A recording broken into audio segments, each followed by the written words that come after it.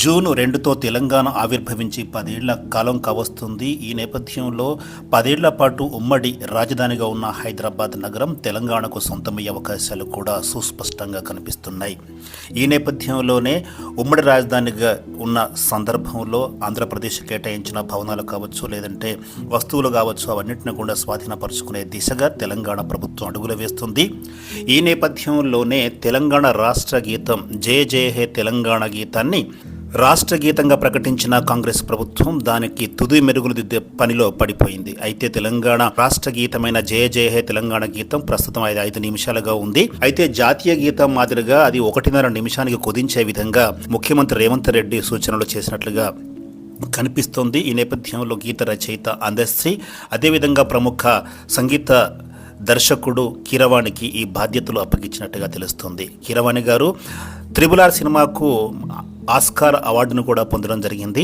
అలాంటి వ్యక్తితో, కొత్త బాణీతో, కొత్త గొంతుకతో ఈ తెలంగాణ గీతాన్ని పాడించాలనే తలంపులో ఉన్నట్లుగా మరి ముఖ్యమంత్రి రేవంత్ రెడ్డి గారు తెలుస్తోంది. అయితే ఈ నేపథ్యంలోనే మరి ఆ జయ జయ హే తెలంగాణ రాష్ట్ర గీతాన్ని కుదించి, అదేవిధంగా కొత్త బాణీలో, కొత్త వాణిలో మరి గాయకుడు, సంగీత దర్శకుడు అయిన కీరవాణి గారు ఆలపించే గీతం ఎలా ఉండబోతుందా అనేది తెలంగాణ ప్రజలు సర్వత్రా ఆసక్తిగా ఎదురు చూస్తున్నారు.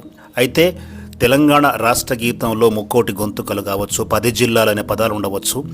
వీటన్నిటిలో మార్పులు చేర్పులు జరిగిన దృష్ట్యా మరి వాటిని పూర్తిగా తొలగిస్తారా, వాటి స్థానంలో ప్రస్తుతం ఉన్న జిల్లాల సంఖ్యను కానీ, ప్రస్తుత జనాభా సంఖ్యను కానీ క్రోడీకరిస్తారన్నది చూడాలి. ముఖ్యంగా చూసినట్లయితే జిల్లాల్లో మార్పులు వచ్చే అవకాశం ఉంటుంది, జనాభాలో కూడా మార్పు వచ్చే అవకాశం ఉంటుంది. కానీ ఒకసారి రాష్ట్ర గీతంగా మనం దాన్ని ప్రకటించుకున్నప్పుడు వాటి ప్రస్తావన లేకుండా వాటి స్థానంలో కేవలం ప్రజలు, గొంతుకలు అనే విధంగా ఉంటే బాగుంటుందనేది మేధావుల యొక్క అభిప్రాయంగా కనపడుతుంది. ఈ నేపథ్యంలో అందశ్రీ దీనిపై కసరత్తు చేస్తున్నట్లుగా తెలుస్తోంది. అంటే జూన్ 2 నాటికి మనకు రాష్ట్ర గీతం ఆరంభం కాబోతుంది. అది పుస్తకాల్లో కూడా ప్రచురించే అవకాశం కూడా ఉంది. ఈ విధంగా గత 10 ఏళ్ల కాలంలో బీఆర్ఎస్ అధికారంలో ఉన్నప్పుడు రాష్ట్ర గీతానికి ఆదరణ దక్కలేదు, ఇటు ఉన్న గీతాన్ని ఒప్పుకోలేదు, అదేవిధంగా మరేదైనా గీతానికి ఆ హోదాను ఇవ్వలేదు. కాబట్టి దిద్దుబాటు చర్యలో భాగంగా ముఖ్యమంత్రి రేవంత్ రెడ్డి మరి ఈ చర్యలు పూనుకున్నట్టు తెలుస్తుంది. అదేవిధంగా ఉద్యమ కాలంలో కూడా ఆయన ప్రతిపక్షంలో ఉన్నప్పుడు కూడా చాలా డిమాండ్స్ చేశారు. అమరులకు ఇళ్ల స్థలాలు కావచ్చు, వారికి ఆర్థిక సహాయం కావచ్చు, ఇలాంటి అంశాలు కూడా ఇంకా పెండింగ్లో ఉన్నాయి. మరి ఇవి ఎన్నో పనులు ఇంకా మిగిలి ఉన్నందున ఈ జూన్ 2న జరిగే దశాబ్ది ఆవిర్భావ ఉత్సవాల సందర్భంగా మరి తెలంగాణ కోసం పోరాడిన యోధులను కూడా సత్కరించాలనే ఆలోచనలో ముఖ్యమంత్రి రేవంత్ రెడ్డి ఉన్నట్లుగా తెలుస్తుంది.